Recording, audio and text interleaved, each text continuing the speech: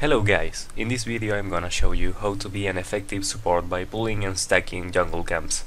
This doesn't mean that there is no other way to be an effective support, just that this is one of the many things that you can do to be useful for your team.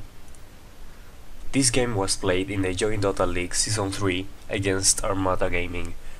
I was playing as a position 4 Pugna and my job was to pull the creep waves as well as stacking the big camp to kill it later on.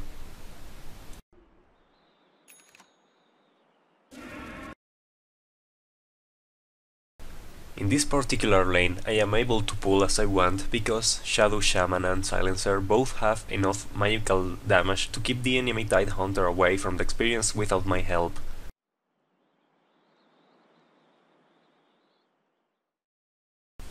I managed to find an illusion rune, which will be very useful for my purpose, which is to stack the big camp right here and to pull the creep wave onto those two camps.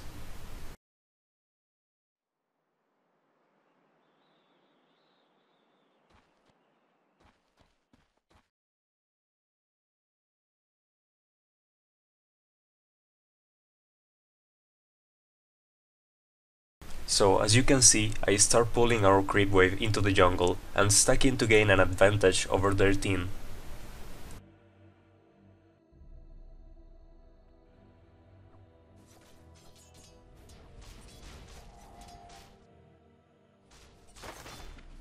It is very important that you practice how to connect the other neutral camp, because if you don't, then your creep wave will push the lane, and that's a big no.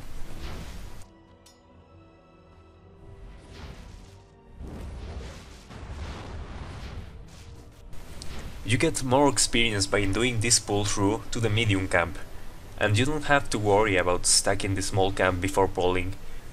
It's way much more time efficient to do this. You can also see that I don't stop stacking the hard camp every time I can.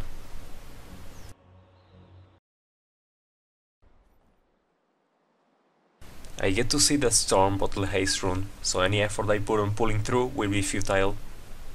I'm forced to let it go, the creep wave will push and Tidehunter will get some XP. There's nothing I can do about that. Storm spots our stack, but at the moment he can't do anything about it, and by the time he can do something, it will be already too late. At this moment I got my level 2 on Nether Blast, so I can start killing the stack and ignore the pulling.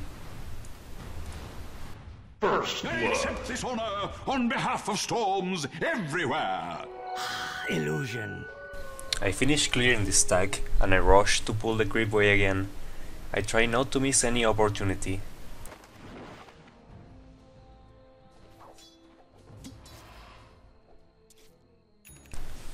At minute 4:30 you can see that I already have an Ornn, and even though they got the First Blood, we still have 4 heroes with more EXP than Tidehunter.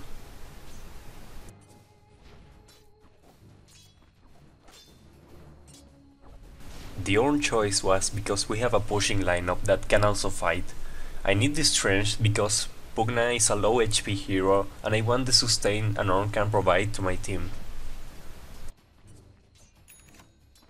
At this point we want to start pushing already, so I pull again, but this time it's not to deny the offlaner some XP, but to delay our own creep wave until a second one comes, so that we can push harder. Dire's bottom tower is under attack. Dire's structures And that's pretty much it for this fortified. video. I hope that it helped you in some way. Dire's bottom Here is the end scoreboard of the game. And see ya later.